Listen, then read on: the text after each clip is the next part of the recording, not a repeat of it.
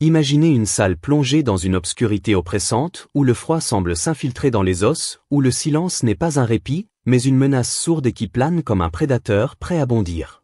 Puis, dans cette immobilité pesante, un geste explose, brutal, inattendu, une main s'élève dans l'air, rapide comme l'éclair, et une gifle claque avec la force d'un coup de tonnerre. Le son résonne, aigu et tranchant, brisant la quiétude comme un miroir qui vole en éclats. Sharon Stone, les yeux étincelants de fureur, vient de frapper le réalisateur Paul Verhoeven en plein visage.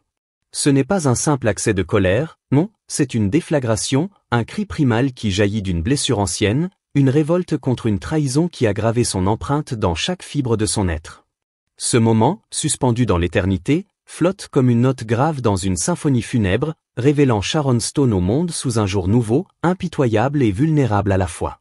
Mais derrière cette explosion de rage, il y a une histoire bien plus profonde, une controverse qui a ébranlé les fondations d'Hollywood et qui, des années plus tard, continue de murmurer dans les ombres des plateaux de tournage. Pour Sharon Stone, tout commence dans les ténèbres d'une scène qui allait changer sa vie à jamais, un instant brut et audacieux au cœur de Basic Instinct. Une séquence où la nudité n'est pas seulement physique, mais émotionnelle, un moment qui a figé le souffle des spectateurs et l'a catapulté au sommet de la célébrité en une fraction de seconde. Pourtant, ce triomphe, aussi éclatant soit-il, portait en lui une amertume corrosive, comme un fruit magnifique dont le cœur est empoisonné. Cette scène, devenue une icône du cinéma, a déchiré le voile du silence, ouvrant une brèche dans laquelle se sont engouffrés des débats brûlants sur le consentement, la manipulation et le coût exorbitant de la gloire. Aujourd'hui, sur 24 heures dans le monde, nous allons plonger au cœur de cet instant infâme, explorer les coulisses où se terrent des vérités trop longtemps tues, et tenter de comprendre comment cette tempête a redessiné les lignes de pouvoir dans l'industrie du cinéma. Que nous dit cette histoire sur la place des femmes à Hollywood, sur les sacrifices qu'on leur impose dans l'ombre des projecteurs? Vos pensées, comme des échos dans la nuit, sont les bienvenus alors que nous cherchons à démêler les fils d'une controverse que personne n'aurait cru possible. Remontons le fil du temps jusqu'en 1992, une année où Hollywood, encore audacieux, flirte avec les limites du scandale. Basic Instinct, un thriller érotique aux accents sulfureux, voit le jour dans une fièvre créative presque palpable.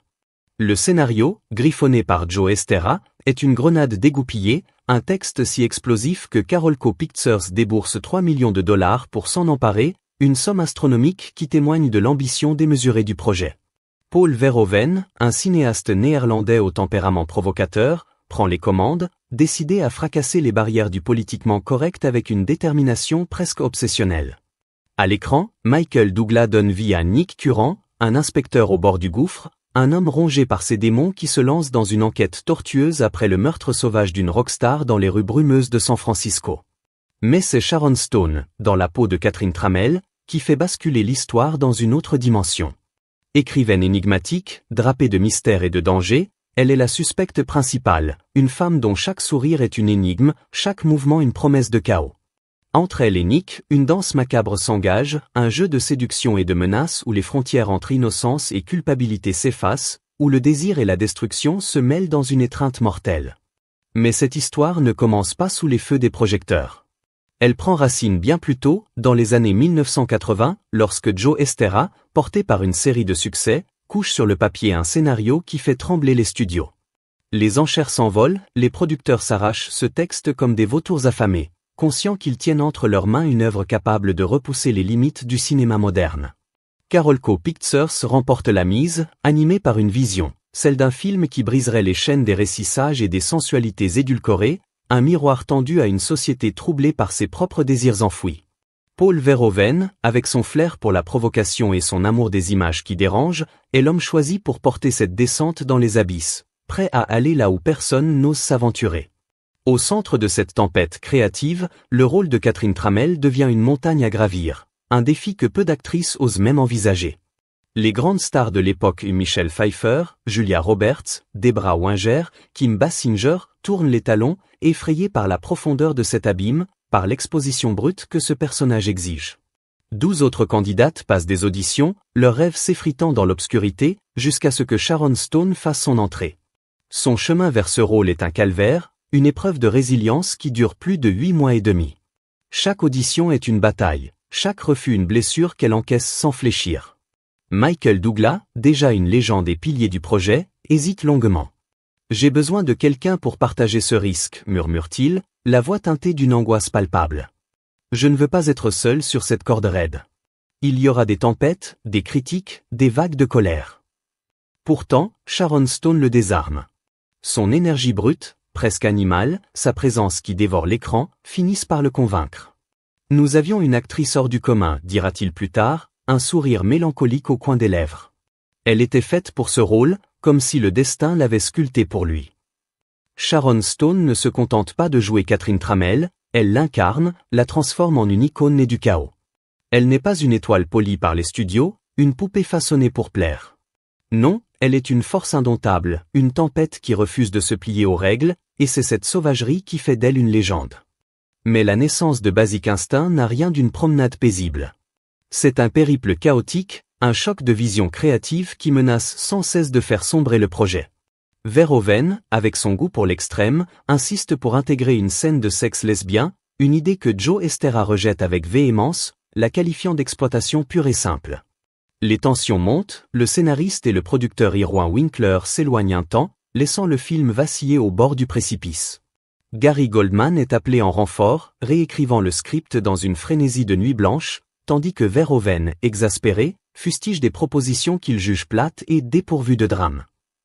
Après des mois de lutte et de révision, une version émerge enfin, un compromis fragile qui conserve l'essence provocatrice d'Estera tout en affinant ses contours. Sur le plateau, l'engagement des acteurs frôle l'obsession. Michael Douglas, possédé par son rôle, sillonne nuit après nuit les rues escarpées de San Francisco, répétant une poursuite en voiture sur les marches de Kearny Street jusqu'à ce que chaque virage soit parfait, chaque dérapage une œuvre d'art. Le décor lui-même devient un protagoniste. Bien que l'histoire situe la maison de Catherine à Stinson Beach, le tournage se déroule dans un manoir majestueux près de Carmel by the Sea, à 120 miles au sud.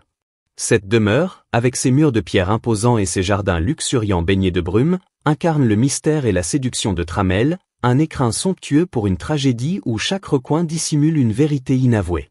L'histoire elle-même est un labyrinthe, une toile où chaque fil conduit à une nouvelle énigme. L'enquête sur le meurtre, avec ses indices éparpillés comme des cendres dans le vent, tient en haleine. Mais c'est la liaison entre Nick et Catherine qui aimante les regards, une danse sur un fil tendu au-dessus d'un gouffre. Nick Curran, perdu dans un dédale d'illusions, cherche une vérité qui lui échappe, tandis que Catherine Tramell, insaisissable comme une ombre, défie toute tentative de la cerner. Elle est un paradoxe vivant, une femme qui incarne le chaos sensuel face à l'ordre rigide du monde policier, et cette tension donne au film une puissance qui dérange autant qu'elle fascine. Le 18 mars 1992, Basic Instinct fait son entrée fracassante à Los Angeles, avant de déferler sur le monde entier 2 jours plus tard sous l'égide de TriStar Pictures. L'accueil est une secousse sismique, une onde de choc qui fracture l'opinion en 2 camps irréconciliables. Son sexe explicite, sa violence sans filtre et ses relations homosexuelles assumées choquent, hypnotisent, repoussent et attirent à la fois. Les critiques s'écharpent. Certains célèbrent un montage audacieux, des performances qui ensorcellent et une bande-son qui vous prend à la gorge. D'autres déplorent des personnages trop esquissés, une histoire noyée sous son propre scandale. Mais le public, lui, ne se pose pas de questions, il se rue dans les salles, et le film engrange 352,9 millions de dollars, se hissant au 4e rang des plus gros succès de l'année. Une victoire éclatante, mais teintée d'une ombre douce amère, un triomphe qui porte en lui les germes de la discorde. Avec le temps, Basic Instinct transcende son époque pour devenir une légende, un film qui refuse de s'effacer. Ce que certains voyaient comme un simple coup de provocation se révèle une œuvre visionnaire, un défi aux conventions qui continue de résonner. Les universitaires le dissèquent, le consacrent comme un pilier du néo-noir, un jeu de codes brisé et réinventé avec une audace rare. Des éditions vidéo, dont une version longue signée Verhoeven, alimentent son statut de film culte, un écho qui traverse les décennies comme une flamme inextinguible. Mais au cœur de ce tumulte, une question persiste, lancinante, presque douloureuse. Sharon Stone savait-elle ce qu'on lui prenait dans cette scène? Son consentement a-t-il été bafoué, offert en sacrifice sur l'autel de la provocation? Pour Sharon Stone, Basic Instinct n'est pas qu'un film, c'est un séisme personnel, une fracture dans sa vie. À une époque où Hollywood rechigne à offrir aux femmes des rôles qui mordent, qui dérangent, elle ose tout. Elle saisit ce que les autres rejettent, redéfinissant ce que peut être une héroïne dans un thriller. Catherine Tramell n'est pas une victime fragile, elle est une énigme, un miroir qui reflète les peurs et les désirs d'une société mal à l'aise avec elle-même. Sharon Stone ne sort pas d'une gloire toute faite, elle la forge dans la fournaise de la controverse, et elle en paie le prix. Elle marque les esprits, mais devient aussi captive d'une image qu'elle n'a pas choisie, une icône prisonnière des fantasmes qu'on projette sur elle. Dans les coulisses d'Hollywood, loin des tapis rouges et des sourires figés, se joue une tragédie humaine, celle d'une femme qui a tout donné, jusqu'à son sang et ses larmes. Sharon Stone a giflé Paul Verhoeven, mais c'est elle qui a porté le fardeau de cette guerre. Propulsée par Basic Instinct, elle est devenue une étoile, mais aussi une cible, enchaînée aux jugements, aux attentes, aux regards qui la dissèquent. Son courage a brisé des plafonds de verre, mais à quel coût ? Derrière son assurance, derrière ce regard qui transperce, se cache une femme qui a combattu, qui a souffert, et qui, peut-être, pleure encore en secret les morceaux d'elle-même laissés sur le chemin. Que reste-t-il de cette tempête, des décennies plus tard ? Une leçon sur Hollywood, sur ces femmes qui se dressent dans l'ombre des titans, sur le prix de la gloire et les vérités qu'on étouffe sous le vernis du succès. Et vous, qu'en pensez-vous ? Laissez vos réflexions dans les commentaires, car cette histoire, comme toutes les grandes tragédies, ne demande qu'à être racontée encore et encore.